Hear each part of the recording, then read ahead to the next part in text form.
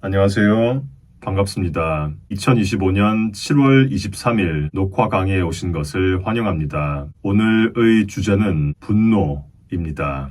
분노는 에고의 선천적인 감정 중 하나입니다. 에고에게 분노는 지극히 자연스러운 감정일 뿐만 아니라 생존에 필요하다고 여겨지는 감정입니다. 전일한 상태에 있다가 분리의 허상에 빠진 상태가 된 순간 우리의 마음은 스스로를 결핍의 원리와 동일시하였습니다. 파편은 정의상 전체보다 모든 면에서 부족하기에 결핍의 원리와 동일시하였을 때 우리의 마음은 무언가를 확보해야 하고 보호해야만 하는 상황에 처하게 되었습니다. 내 것을 지켜내야만 살아남을 수 있다고 여기게 되었습니다. 마음속에 내재되어 있는 것은 상실에 대한 두려움이지만 겉으로 드러났을 때 그 두려움은 상실을 방지하기 위해 애쓰는 분노로 표출되었습니다. 에고에게 분노는 곧 생존 본능입니다. 에고는 내 것을 지켜내기 위해 생존 가능성을 향상시키기 위해 동맹자와 적을 구분할 필요가 있었습니다. 에고는 분노하지 않고 관계를 맺는 것이 불가능한데 에고는 분노가 친구를 맺어준다고 믿기 때문이다. 에고에게 있어서 분노는 특별한 관계를 맺는 과정의 필수 도구입니다. 에고는 자기 자신의 결핍된 모습,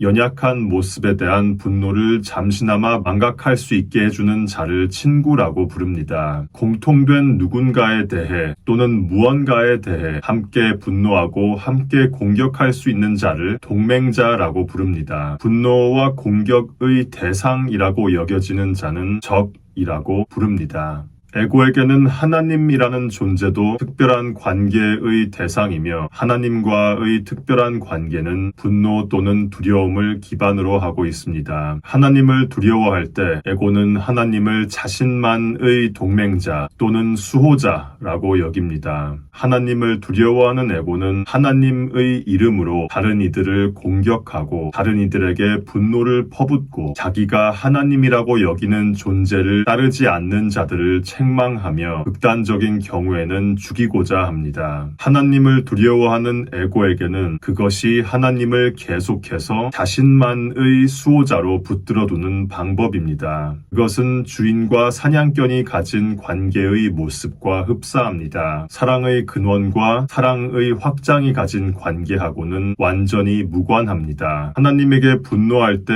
에고는 하나님을 자신의 천적이라고 여깁니다. 하나님에게 분노하는 에고는 자기가 하나님의 뜻이라고 가정한 것과 반대되는 믿음을 가지고 반대되는 행동을 하는 것이 하나님을 향한 공격일 뿐만 아니라 하나님이 받아야 할 정당한 대우라고 생각합니다. 한 가지 흥미로운 것은 하나님을 두려워하든 하나님에게 분노를 하든 형태의 수준에서 드러나는 결과물은 같다는 것입니다. 하나님에게 분노하는 에고도 행동적인 수준에서는 하나님을 두려워하는 에고와 크게 다르지 않습니다. 하나님을 두려워하는 에고와 마찬가지로 하나님에게 분노하는 에고도 다른 이들을 공격하고 다른 이들에게 분노를 쏟아붓고 극단적인 경우에는 살인하려고 합니다. 하지만 분노와 두려움의 원인은 하나님도 이 세상도 아닙니다. 하나님과 이 세상은 이미 분노한 상태에 있는 에고가 내세우는 빌미일 뿐입니다. 궁극적으로 모든 분노는 자신을 향한, 자신에 대한 분노입니다.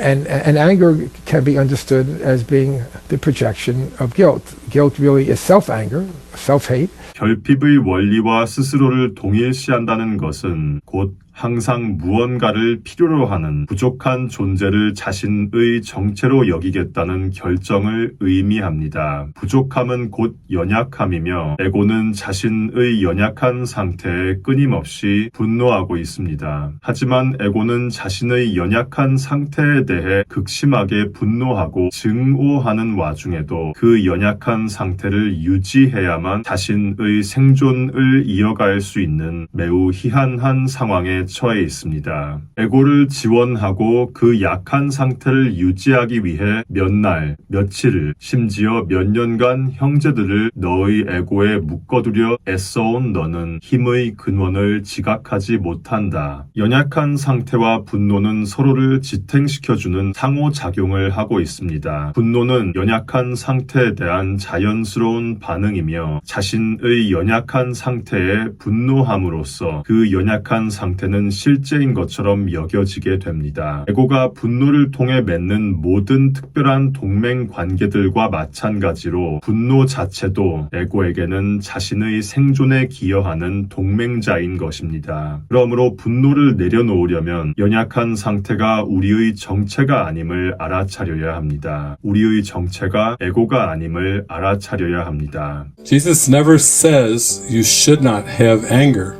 He just says anger is never justified.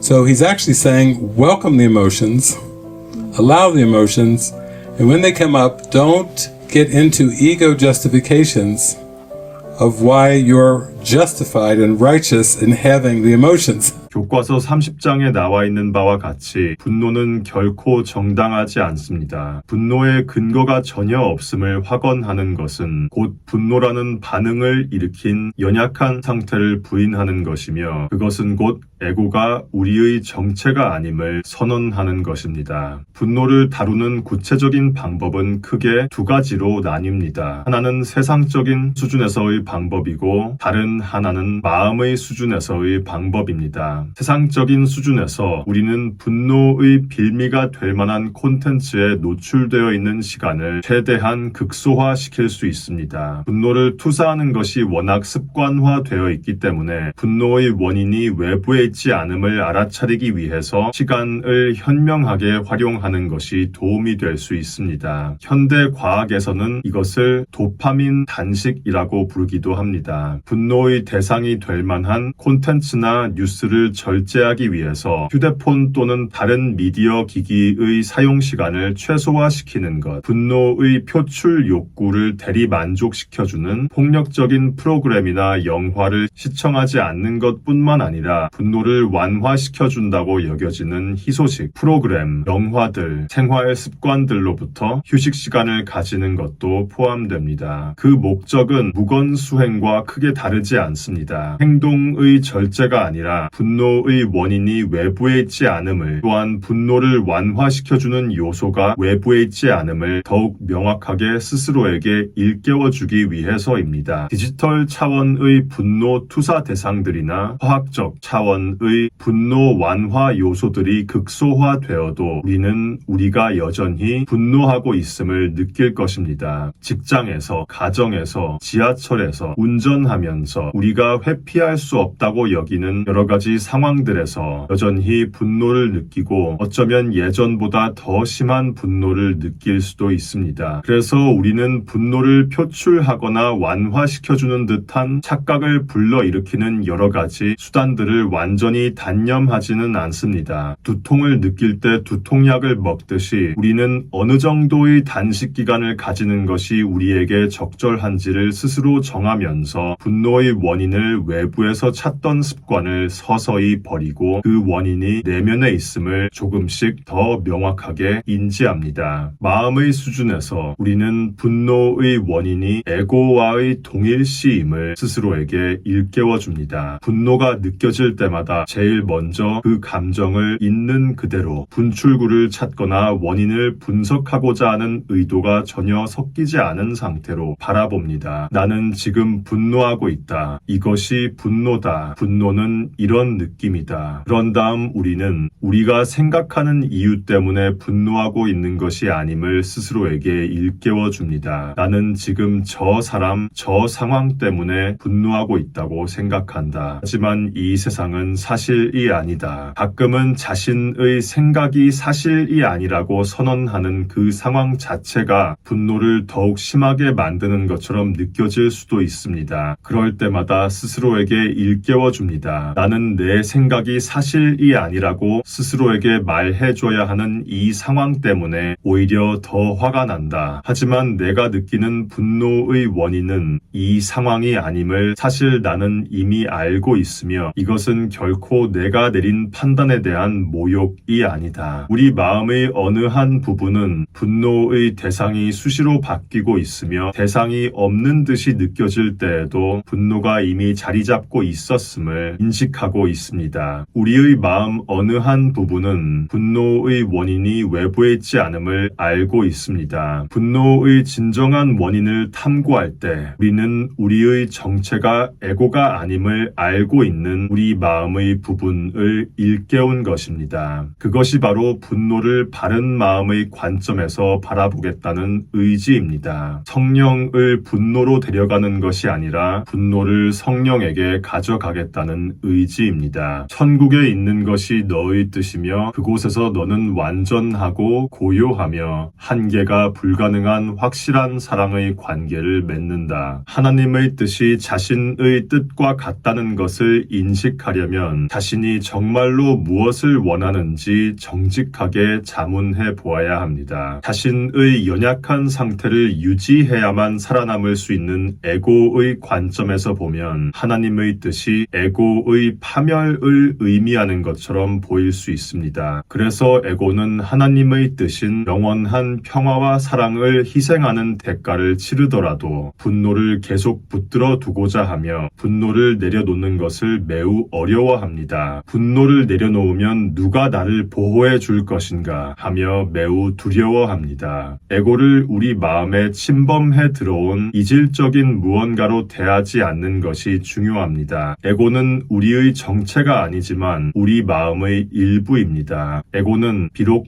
왜곡된 방법이긴 했지만 우리를 보호하는 데에 엄청난 노력을 기울여 왔으며 시공간의 허상 속에서는 참으로 오랜 세월 엄청난 노력을 기울여 왔습니다. 분노는 그와 같은 에고의 왜곡된 노력에 기여한 방패 중 하나였습니다. 그래서 우리는 에고에게 분노를 단념하면 두려움만 남는다며 떨고 있는 에고에게 부드럽게 다가갑니다. 에고야, 너는 여태까지 우리를 보호하기 위해 정말로 엄청난 노력을 기울여 왔다. 너는 분노가 우리를 보호해 준다고 믿었다. 하지만 우리는 분노가 어떠한 결과를 초래했는지 잘 알고 있다. 그리고 우리는 그것이 우리가 진정으로 원하는 결과가 아님을 잘 알고 있다. 너는 분노를 내려놓으면 너의 연약한 상태가 노출될 것이라고 믿고 있다. 하지만 진실은 분노를 내려놓으면 우리가 연약한 존재가 아님을 알게 된다는 것이다. 너는 하나님의 뜻이 너의 파멸을 의미한다고 믿고 있다. 하지만 진실은 하나님의 뜻이 에고라는 이름을 가진 너를 묶고 있는 그 사슬을 풀어 너가 진정 누구인지를 알려주는 전령이라는 것이다. 하나님의 뜻은 너의 죽음을 의미하지 않는다. 하나님의 뜻은 우리가 살아있음을 진실로 알게 되는 것을 의미한다. 그러니 에고야, 우리 함께 깨어나자. Theme of the course, in fact, it's the kernel of forgiveness, is that we look at the ego and we look at the ego without judging it. 에고를 온화한 눈빛으로 판단 없이 바라보고자 하는 그 의지, 에고에게 성령을 데려가는 것이 아니라 성령에게 에고를 데려가고자 하는 그 인자한 관점을 통해 우리는 분노가 그 용도를 다했음을 깨닫게 됩니다. 분노란 살아있음이 무엇을 의미하는지에 대한 에고의 오해였습니다. 우리는 에고의 오해를 성령과 함께 온화한 눈빛으로 바라보며 그것이 오해에 지나지 않았음을 깨닫습니다. 감사합니다. And time washes clean love's wounds unseen. That's what someone told me, but I don't know what it means. 'cause I've done everything I know